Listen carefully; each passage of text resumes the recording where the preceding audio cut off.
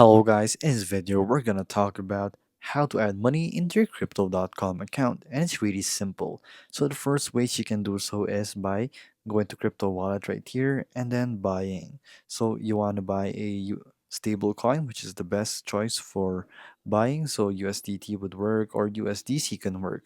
So you will have to buy USDC right here, and you can do a one-time payment or you can do a recurring buy in a fixed schedule. So you can add your payment method right here using your debit card or USD wallet.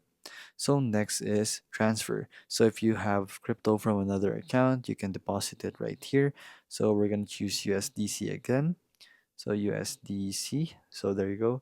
USDC and then select your network. So we're going to go with our Solana network right here. And then it's going to take 5 minutes to actually deposit into this account, and the deposit arrival with 300 confirmations.